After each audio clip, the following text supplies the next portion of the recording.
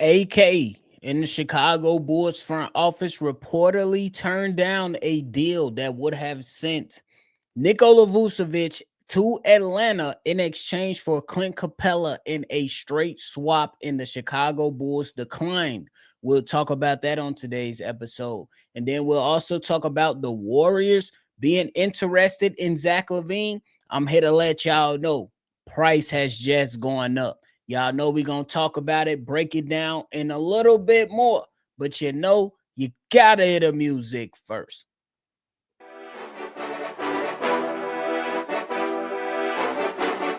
Cognac, gang.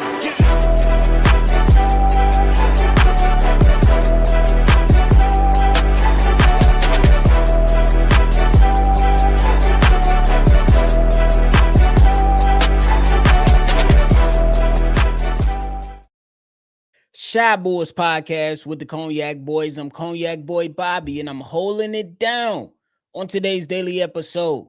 If you tuned in with me today, hit the like button, subscribe to the channel, and hit the notification bell as well. Tune in to one of the greatest spots for your Chicago Bulls news and updates. Now, it's being reported by Matt Moore that the Chicago Bulls wanted, or at least heard out from the Atlanta Hawks, that Clint Capella was available.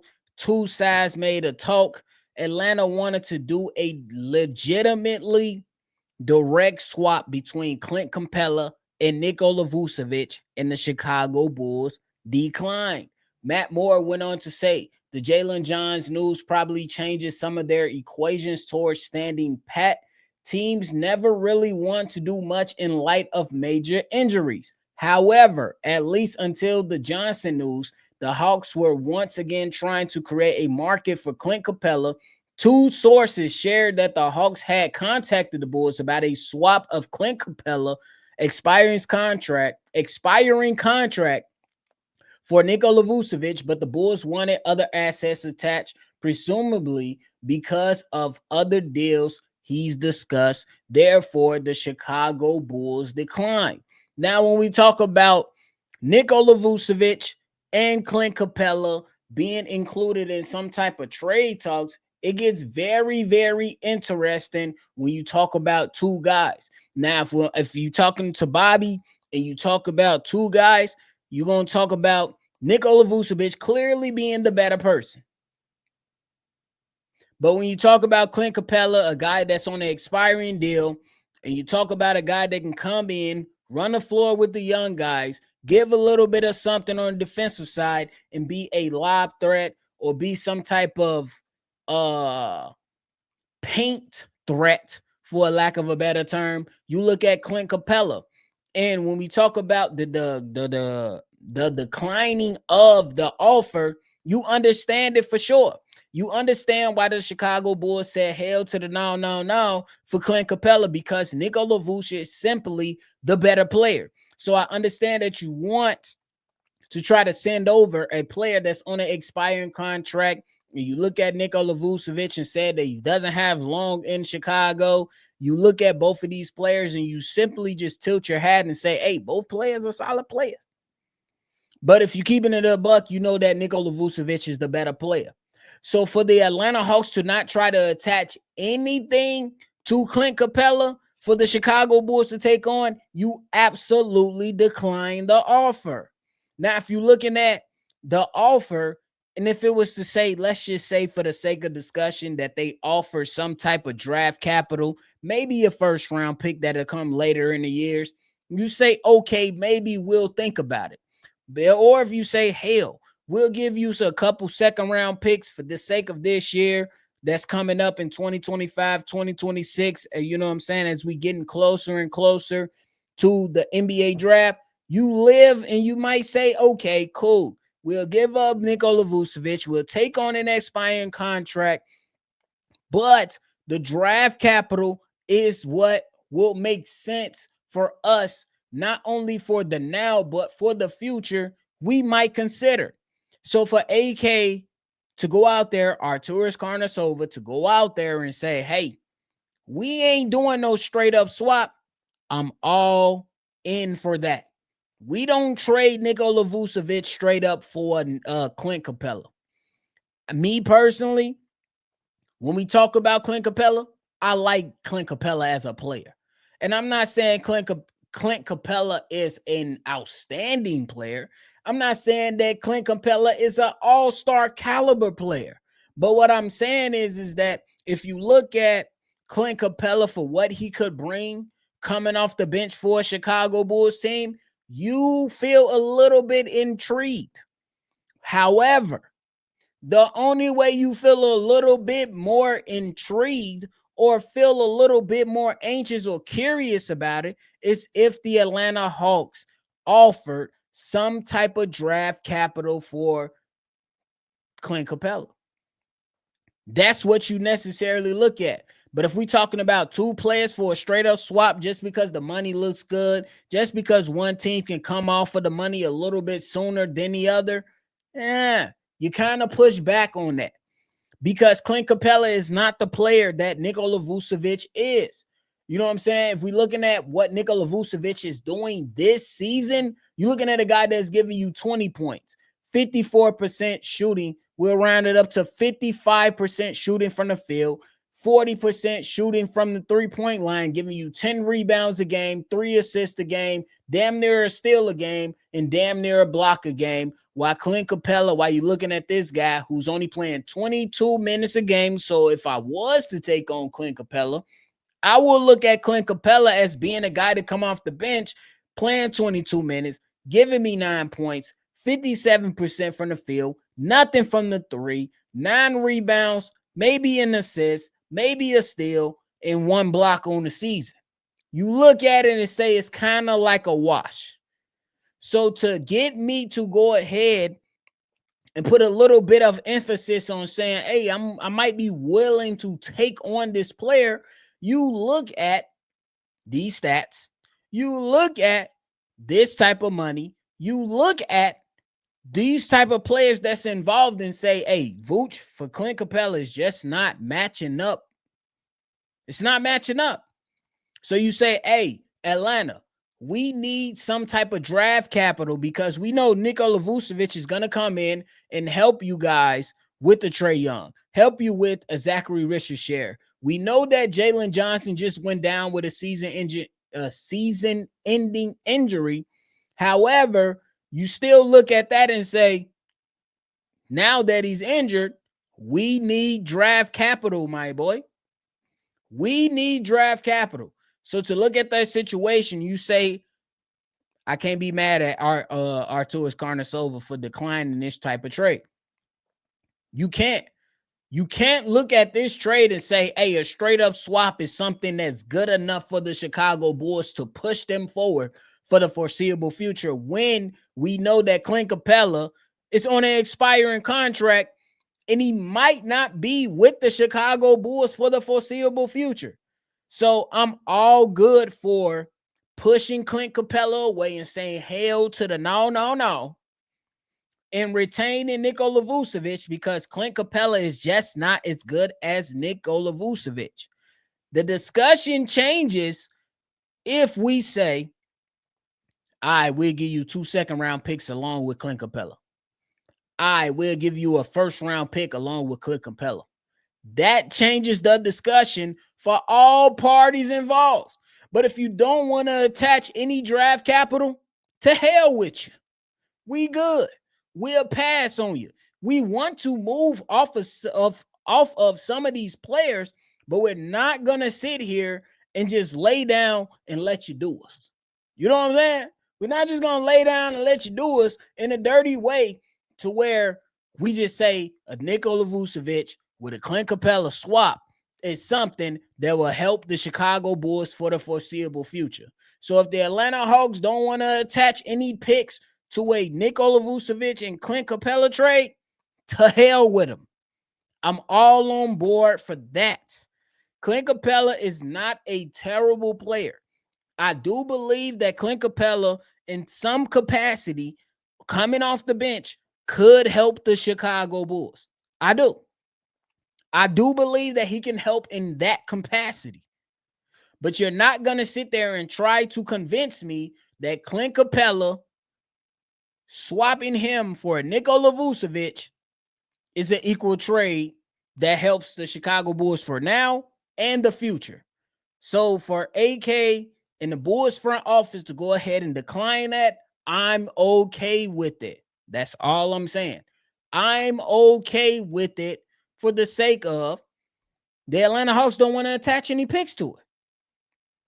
You guys have a chance to have Nikola Vucevic for the foreseeable future. Clint Capella, me personally, after that year expires, he's not here for the foreseeable future.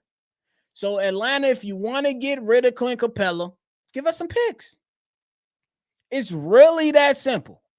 Give us a couple second-round picks. Give us a first-round pick. I'm pretty sure the Chicago Bulls will lean on some things that a team are giving them and be able to concede some things if the pick makes sense. It doesn't, me personally, if you was going with a Clint Capella and Nikola Vucevic swap, I don't necessarily think that the Chicago Bulls will be reluctant to accept anything that's beyond the draft of this year. I think that the Chicago Bulls will be like, all right, cool. You giving us one in 2026, 27? We'll live with it. You giving us one in 2027, 28? We'll live with it. But to say that you ain't giving us nothing, we'll pass. And I think that's a smart move for the Chicago Bulls because though I like Clint Capella to be able to come and give the Chicago Bulls something off the bench with Jalen Smith, with Jalen Smith starting in the lineup, I'll be able to live with that. But to say that we're going to have Jalen Smith in the lineup, Clint Capella coming off the bench, and no additional draft picks attached to Clint Capella, I will pass. So if we looking at this whole situation, we live with it. We live with it because we understand that a lot of teams are going to try to come out here and short ball the Chicago Bulls and what they're trying to do for the sake of that. A lot of people understand that the Chicago Bulls are trying to move off of said players. But at the end of the day, you don't move off of said players for a pile of junk. You don't move off of said players for a piece of annihilator. You don't move off of these Bulls players for the sake of a couple chips after the Dorito bag. So for the sake of discussion, I will pass on a Nikola Vucevic for a Clint Capella swap if there is no draft capital involved. If the Bulls officially have declined this, I am on board. You don't accept a player for a player swap like this one. I will pass. Now, before we get up out of here, we talk about the Warriors suddenly being interested in Zach LaVine again. Here's what I have to say. Golden State. Last year, this summer, coming into the season, we've heard y'all push back, or at least allegedly, y'all push back on the idea of Zach LaVine coming to Golden State. You didn't want him, allegedly. So if it is true, to hell with y'all. You can be interested in Zach LaVine all you want. Don't call my phone if a trade does not include Jonathan Kuminga. It's that simple for me. Do not call my phone if a trade including Zach LaVine does not include Jonathan Kuminga. Because yesterday's price is not today's price. I say that loudly and clearly and boldly and confidently that yesterday's price is not today's price. You didn't want him. Now, all of a sudden, you're in tune. You're willing to go after a Zach LaVine now? Golden State? To hell with you. You couldn't get Larry Marketing. You couldn't get Paul George. Over the offseason, me and C-Dub said, come get Zach LaVine. You said hell to the no. We understand you might not watch Shy Bulls podcast, but you should. But nonetheless, to hell with you. That's how it should be. If the trade does not include Jonathan Kuminga, we don't have to go ahead and take everything from the Golden State Warriors. But if a trade does not include Jonathan Kuminga, I don't want to hear nothing coming out of Golden State when it comes to Zach LaVine. Now, if Golden State says, hey, we want Nikola Vucevic instead, hey, I want to interest you in a good trade that I put out there during one of the lives a couple like last week versus the 76ers. I said, give me Kevon Looney, Gary Payton II, and we'll send those two to Chicago. And in return, we'll send from Chicago to Golden State Nikola Vucevic and THT, and y'all give us maybe a second round pick. We'll live with it. We'll live with it. But if you're trying to reinsert yourself to say, we want Zach LaVine again, price just went up, buddy. Price just went up, buddy. I know y'all heard Kanye West. Price just went up, buddy. You didn't want this guy at first. Now you want him. I need Jonathan Kuminga in any trade that involves Zach LaVine. So they can go ahead and say that we want to insert ourselves and be interested in the Zach LaVine trade to try to change things around Golden State to help Steph Curry push for a final championship before he rides off into sunset. I need Jonathan Kuminga. That's just how I'm looking at it. I could be totally wrong on this. The Bulls can absolutely do whatever the hell they want. But if you asking the YouTube GM, I call myself a YouTube GM. I don't get paid $1 million to go out there and try to make trades, understand the cap salary, understand mid-level exception, understand the first apron, understand the second apron. I don't go through that. I understand them, but I don't go through that. I go through the YouTube GM that I am and say, if you are the Golden State Warriors that has interest in Zach LaVine, I don't want to talk after you put out in the media multiple rumors you are not interested in Zach LaVine. Once you call me, I need Jonathan Kuminga or get off my line. It's really that simple. Yesterday's price is not today's price. It's not. It's really not. So if the Golden State Warriors have some interest in Zach LaVine again, yesterday's price is not today's price. Get the hell off my line if a trade involving Zach LaVine does not include Jonathan Kuminga. Because you don't necessarily need him if you trade it for Zach LaVine. Give me that. You can keep Andrew Wiggins. Don't want him. Give me Kuminga, a couple second-round picks, make the money work. We'll make a decision after that, and we'll figure it out. That's how I'm looking at it as the YouTube GM that I am.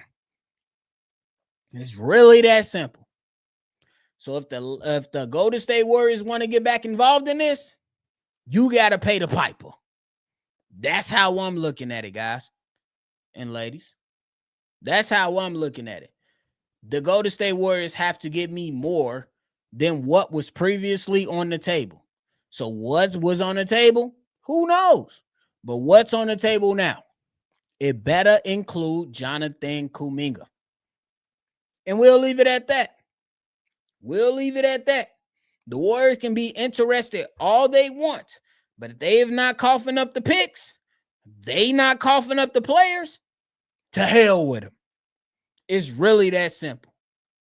It's really that simple for me, because I don't want to sit here as a fan of the Chicago Bulls and allow teams to take advantage of us and not give us something of value in return of what we're sending out. Zach LaVine is on his way to becoming an all-star again. Jonathan Kuminga, from what it appears, he has all-star talent. He has a lot of ability, but he necessarily hasn't done anything. Zach LaVine has done it. He has earned those all-star games. He has been in moments. We need to see if Jonathan Kuminga could be in those moments, can be an all-star, can elevate himself. We don't know that yet. We don't know that yet. So if the Warriors come calling, yesterday's price is not today's price. That's how I would sit there and play it. And we'll sit there and try to see how we can come and get Jonathan Kuminga and a couple picks. I know money-wise it'll have to match up and make it work. We'll figure that out on the back end. You know what I'm saying? But no trade that comes to the Chicago Bulls from the Golden State Warriors will not include anybody else. Anybody else.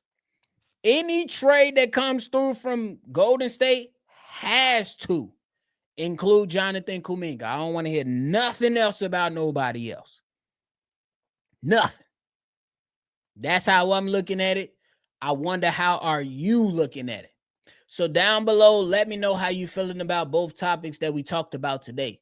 Will you sit there and do a Nikola Vucevic for a Clint Capella swap? Let me know down below. I say hell to the no, if you're not trying to attach assets to it. Also, let me know how you feeling about the Warriors suddenly being interested in Zach LaVine again. I say yesterday's price is not today's price. Let me know how you feel about it. But that is it. Oh, God. Y'all heard that? Excuse me. But that is it for me today, ladies and gentlemen. Thank y'all so much for tuning in to another episode. Make sure you go ahead and hit that like button, subscribe to the channel, and hit that notification bell as well. Thank y'all so much. Make sure you always see red, and y'all already know I'm going to catch y'all on the next one for sure. Peace out, y'all. Thank y'all so much. Cognac. Gang.